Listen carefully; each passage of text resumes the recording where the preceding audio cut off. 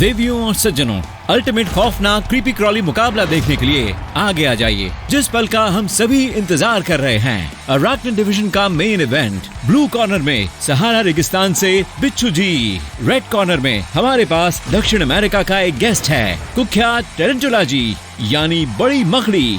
जंगल में टेरेंटुला और बिच्छू शायद ही कभी एक दूसरे से मुलाकात कर पाते होंगे, तो आइए एक नजर डालते हैं और देखते हैं कि अगर वे दोनों रिंग में कदम रखते हैं तो क्या होगा। अपना पॉपकॉर्न और सोडा रेडी कर लीजिए, क्योंकि पहले राउंड का समय हो गया है।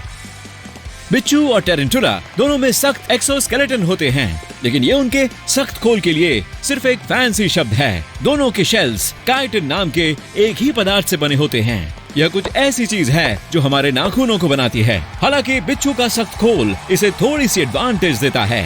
टेरेंटुला पहले हमला करता है, एक ड्रामेटिक डिफेंसिव मूव का इस्तेमाल करता है, जिसे आर्टिकेटिंग हेयर कहा जाता है। यह अपने कांटेदार बालों को अपने विरोधी पर फेंकता है, जो उनकी स्किन और आंखों में जलन पैदा कर सकते हैं और यहाँ तक कि उन्हें सांस लेने से भी रोक सकते हैं। बिच्छू, बेहतर होगा तुम सावधान हो जाओ। लेकिन रुकिए, टेरेंटुला अपने जीव क्षेत्र में मिलने वाले चूहे जैसे स्तनधारियों पर इसका इस्तेमाल करते हैं। यह जोरदार हमला कोई असर नहीं डाल पा रहा है। यह हमारे डंक मारने वाले फ्रेंड के लिए पहला अंक है, जिसे शुरुआती बढ़त मिल रही है।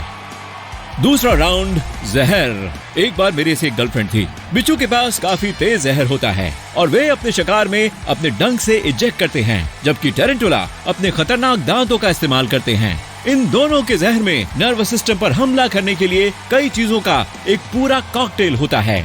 ओह, क्योंकि जहर काफी तेज काम करता है, जो भी लड़ाई में पहला हमला करने में सफल होगा उसे मुकाबले में बढ़त मिल सकती है। नेचुरल सिलेक्शन के असर के चलते बिच्छू का जहर चूहों, छिपकलियों और चूहे जैसे जानवरों पर ज्यादा असरदार होता है, लेकिन टेरेंटुला पर इसका असर नहीं होता, क्योंकि वे बिच्छू के लिए एक आम खतरा नहीं है। और हाँ, इन दोनों के जहर काफी हद तक एक जैसे हैं। दोस्त, आप टेरेंटुला जी को डंक मारने की कोशिश कर सकते हैं, लेकिन ऐसा लगता है कि आप बस अपनी एनर्जी वेस्ट करने जा रहे हैं।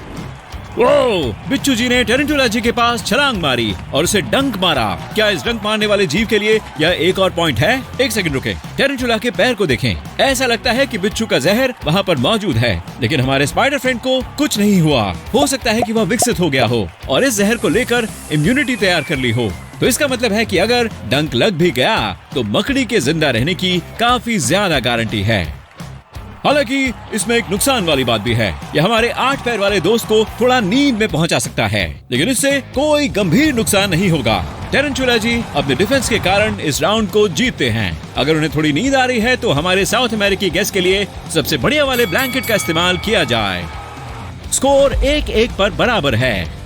तीसरा राउंड, आकार। इनका आकार एक और काफी खास वजह है। जानवर जितना बड़ा होता है, उसे हराने के लिए उतने ही ज्यादा जहर की जरूरत होती है।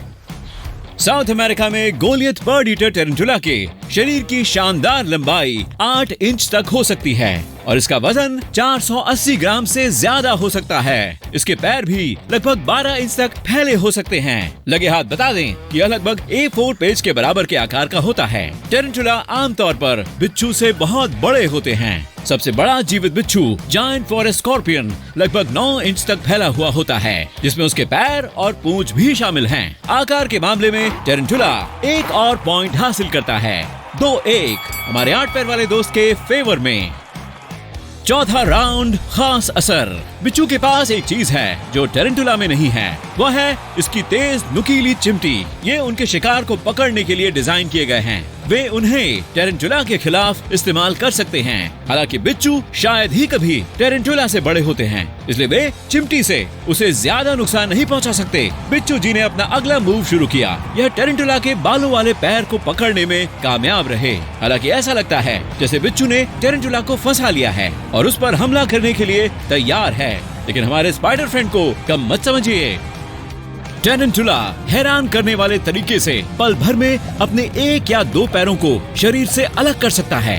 अगर वे शिकारियों के बीच में फंस जाए या पकड़ लिया जाए तो वे अपने पैरों को अलग कर सकते हैं। बाद में उनके नए पैर उगाते हैं। बिच्छू को तेजी दिखाने की जरूरत है। कोई जल्दी करे, इनको रोको। बिच्छू जी टेरेंटुला के पैर को छोड़ देता है और उसके अपनी अगली चाल चलने से पहले दूसरे पैर को पकड़ लेता है बहुत देर कर दी। हमारी मकड़ी भागने में सफल रही।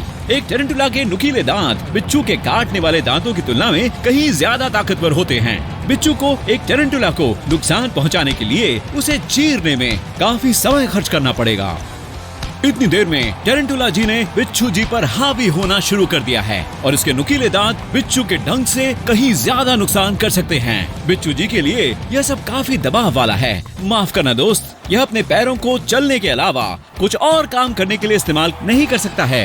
इसका मतलब है कि इसके पास सुरक्षा के लिए केवल इसकी छोटी चिमटी और डंक है। वहीं टेरेंटुला जी के पास एक और खूबी छुपी है। मकड़ियों को चिमटी की क्या जरूरत है? उनके मेटल टिप वाले नुकीले दांतों के सामने कौन क्या कर सकता है? उनके नुकीले दांत बिच्छू के सख्त खोल को आसानी से फाड़ सकते हैं। टेरेंटुला जी एक और पॉइंट के साथ शुरुआती बढ़त बना लेते हैं, जिससे यह स्कोर 3-1 हो जाता है।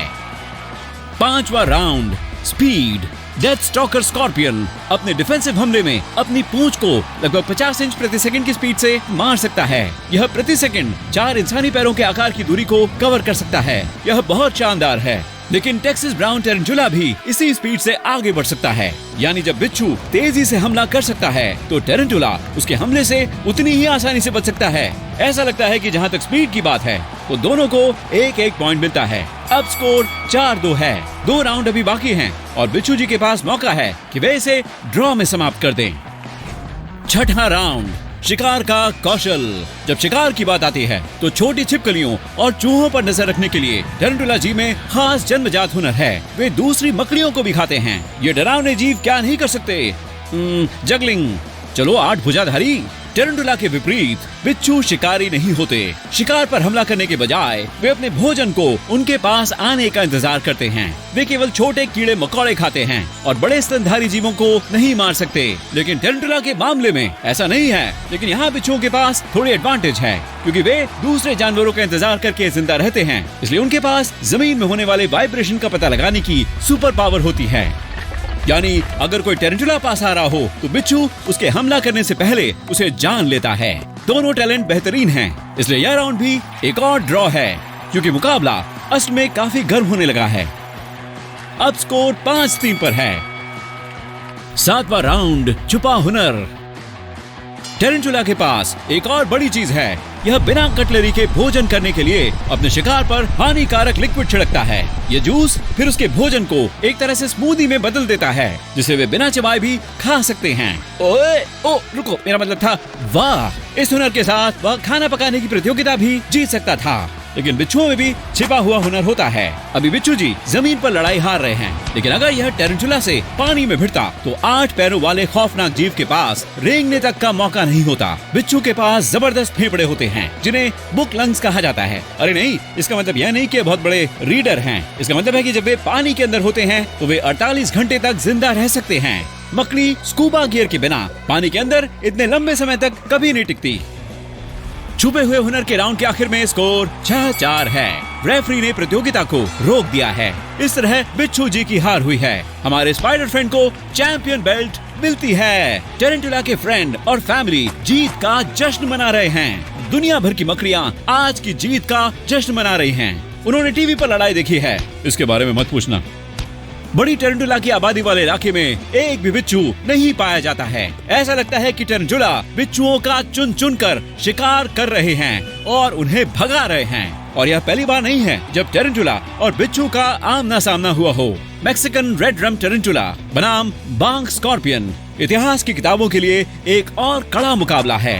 टेरेंटुला हर बार जीतता है। इससे कोई फर्क नहीं पड़ता कि पहली बाजी किसने मारी। शायद अगली बार पानी के अंदर एक और टूर्नामेंट करवाना सबसे अच्छा रहेगा।